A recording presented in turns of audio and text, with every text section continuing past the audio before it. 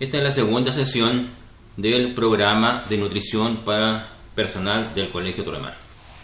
Buenas tardes a todos.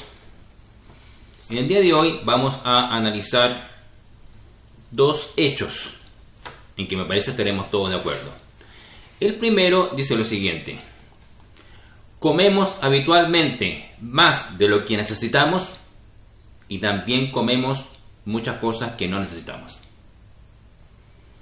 El hecho 2 dice lo siguiente: conscientemente en ocasiones ingerimos alimentos que perjudican nuestra salud. También me parece que a veces lo hacemos. Entonces vamos a analizar, es bien importante, por qué lo hacemos y qué tendríamos que hacer para contrarrestar estos dos hechos negativos, pero que son indudables. O sea, el ingerir alimentos que perjudican nuestra salud o que son a veces excesivos, se debe solamente a una falta de voluntad, a falta de decisión para abstenernos de ciertos alimentos, tanto en calidad como en cantidad, o hay otro tipo de razones tanto o más profundas que debemos tomar en cuenta. Aquí vamos. Bueno, hay razones culturales y razones personales. Las razones culturales hay que conocerlas y asumirlas.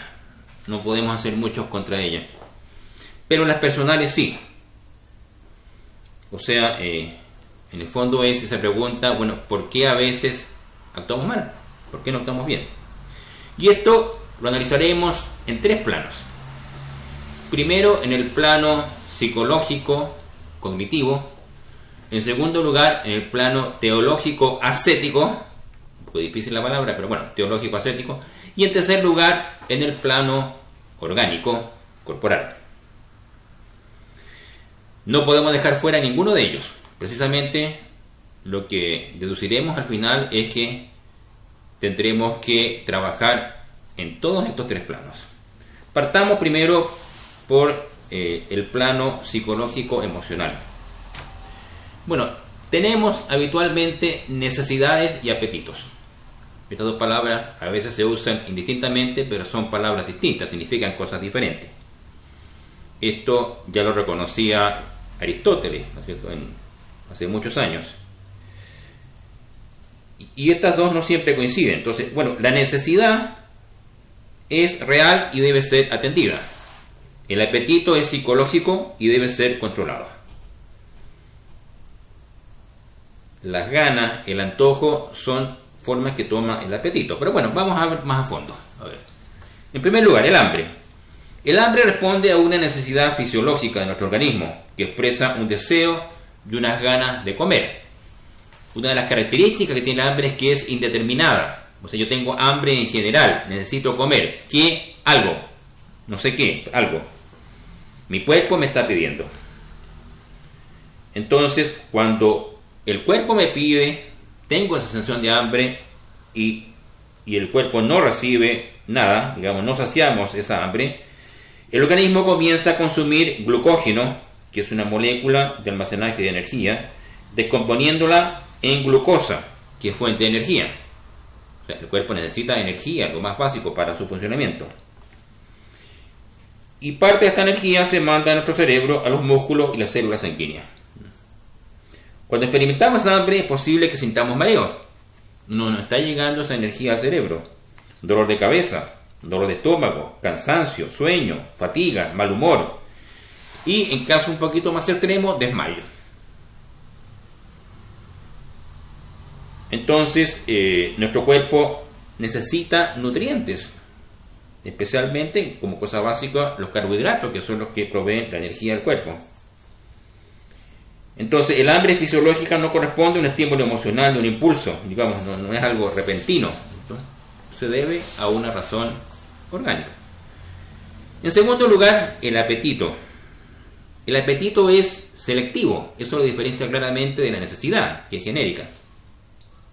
Suele aparecer de manera repentina, de manera urgente, y está causado por un sentimiento emocional. Digamos, lo más típico, por ejemplo, es el antojo, que no solamente tienen las mujeres embarazadas, sino que también en muchas ocasiones quiero esto.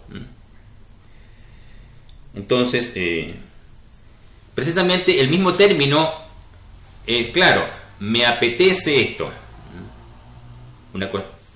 un chocolate con algo arriba, otro aquí. Ahora, ¿cuál es el problema? Que aquí hay un ciclo que se forma con el apetito. Cuando termino de comer, esa esperanza que tenía yo de plenitud, de quedar satisfecho, no aparece. Entonces el cerebro pide más y más. Entonces al poco tiempo de terminar, comienzo a sentir una sensación primero de culpabilidad o tristeza por haber comido algo que no era recomendable para la salud, ¿no? O porque a lo mejor estaba dentro de una dieta, o porque sabía que eso no le convenía. Entonces ese placer que se buscaba, digamos, no se obtiene. Eso es parte de todo lo material, ¿no es cierto? Que uno busca, pero lo material no satisface.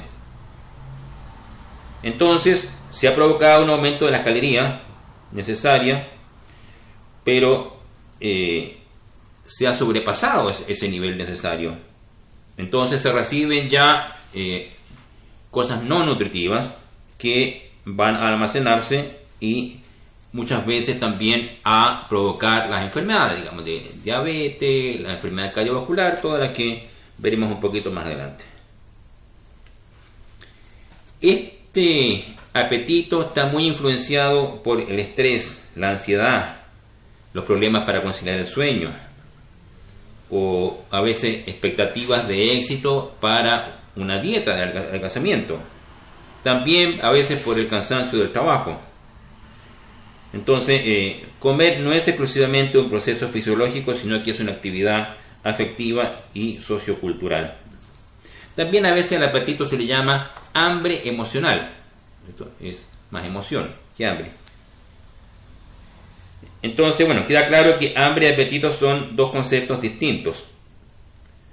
Entonces, mientras el hambre es ese instinto de supervivencia que impulsa a alimentarlo cuando el equilibrio lo requiere, o sea, en el fondo es un acto químico, el apetito es la sensación de comer influenciada por aspectos psicológicos de la persona.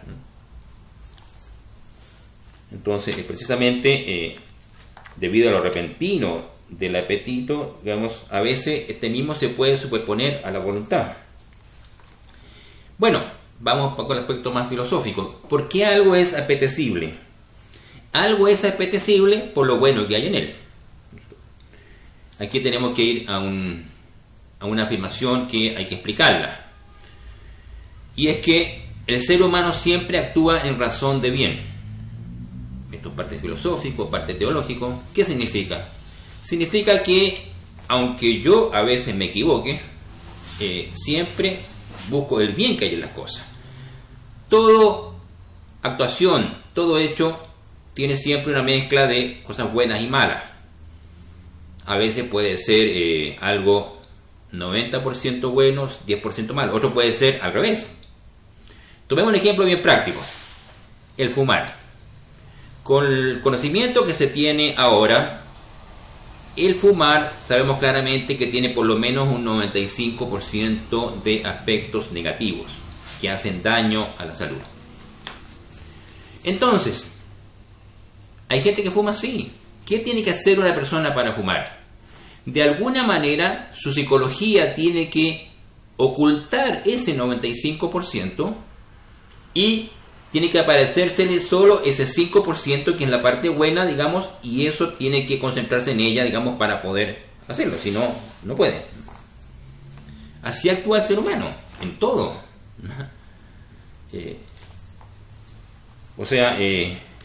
Nadie dice, yo quiero un rico cáncer. No, yo no busco el cáncer. Busco, digamos, el placer de fumar, busco la satisfacción, busco el relajarme, ¿no es cierto? La sensación agradable de la nicotina. Y claro, me oculto a mí mismo el hecho del cáncer. ¿Es capaz el ser humano de eso? Sí es capaz. Ahora, evidentemente, cuanto más información, cuanto más formación hay, es más difícil hacerlo. Por eso es que hoy día las personas que fuman son pocas, no son muchas. Bueno, unido a esto está el segundo plano. Vimos ya el plano psicológico, ahora veamos el plano teológico ascético. San Pablo, en la epístola a los romanos, dice una frase que espanta un poco. Dice: no hago el bien que quiero, sino hago el mal que no quiero. O sea, hace ver de que en el ser humano hay un principio interno a él que se opone al deseo del bien. Y bueno, la fe cristiana nos dice que ese principio se llama el pecado original. Eso es lo que de alguna manera se llama eso de nos tira para abajo. Entonces, muchas veces nuestras actuaciones son consecuencia precisamente en nosotros de ese pecado original y de deseos a veces negativos que tienen las personas. O sea, el ser humano sí es capaz de actuaciones negativas que lo perjudiquen tanto a él como a los otros. En tercer lugar está el plano orgánico, en que el ser humano asegura la supervivencia. Ya lo decíamos en parte al hablar del aspecto psicológico. Pero pasa entonces que el hambre no siempre está alineado con la verdadera necesidad del cuerpo. Entonces a veces llegamos muy urgidos con hambre a comer, pero comemos mucho más de lo que necesitamos y no pasa el hambre. ¿Por qué? Bueno, el hambre, digamos, tiene un proceso interno en que está depositado en el hipotálamo del sistema nervioso central y se comunica con el resto del cuerpo a través de hormonas. Es bastante complejo. O sea, por ejemplo, cuando se requiere nutrientes, se le envía al hipotálamo una hormona que se llama serotonina, y hay muchas otras hormonas. Bueno, no veremos más detalle, pero sí tenemos que decir que a veces, aunque comamos, esa sensación de hambre no pasa. Por eso también que es importante no comer rápido, no urgirse, sino que comer a medida que vamos satisfaciendo el hambre. Bien, vamos ahora, lo que es más importante, cuáles son las posibles soluciones a esto. En primer lugar, en el plano psicológico emocional. Bueno, es muy importante que la verdad de lo que sucede quede clara y patente a nuestros ojos. O sea, yo tengo que saber que este alimento que quiero comer es alto en glucosa y que fácilmente, digamos, me va a dar unos cuantos kilos de más. Debo saberlo.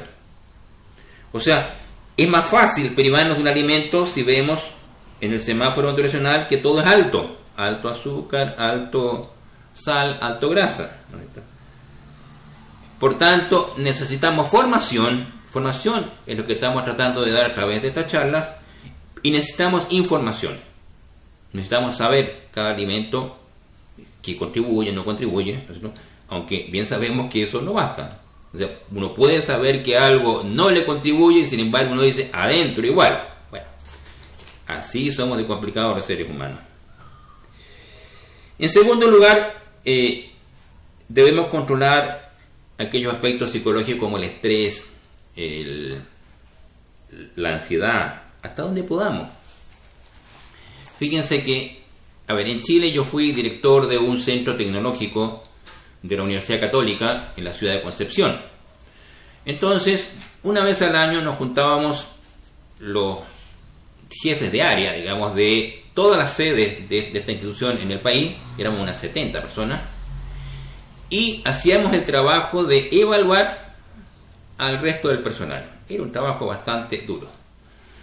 Pero una de las variables que se evaluaba, y que al principio me pareció un poco raro, pero después me pareció muy razonable, era si las personas sabían salir al recreo.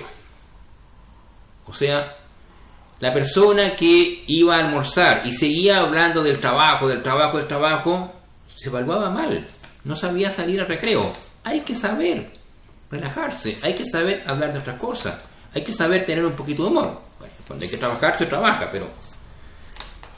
Entonces hay que saber salir al recreo. Y después hay que desarrollar hábitos. Ojalá comer a horas predeterminadas, no hacer pasadas por el refrigerador, bueno, cosas que iremos viendo. En segundo lugar, en el plano teológico ascético. Bueno, cuando nos proponemos algo, tenemos que lograr algo y tenemos esa fuerza que nos tira para abajo, tenemos dos medios fundamentales para superarlo. El primero es la gracia y el segundo es la lucha ascética. Entonces, ¿qué es la gracia? La gracia es la ayuda de Dios. O sea, tenemos que darnos cuenta que como seres humanos somos débiles, podemos poco. Y vino Jesucristo, bueno, todo lo que hemos celebrado ahora en la Semana Santa respecto a la redención, vino precisamente a compartir y a superar nuestra debilidad. Entonces tenemos que pedir mucha ayuda. Y junto con ello, la lucha ascética, que es lo equivalente a lo que hace un buen deportista. Fijarse una meta que sea asequible, ojalá que también sea alta, digamos, y hacer todo lo posible por alcanzarla. Y ojalá que esa lucha nuestra tenga todo ese espíritu deportivo. O sea, hoy día no pude, no importa, ya mañana, ya, no importa, ya adelante. Una vez, otra vez, todas las veces que sea necesario.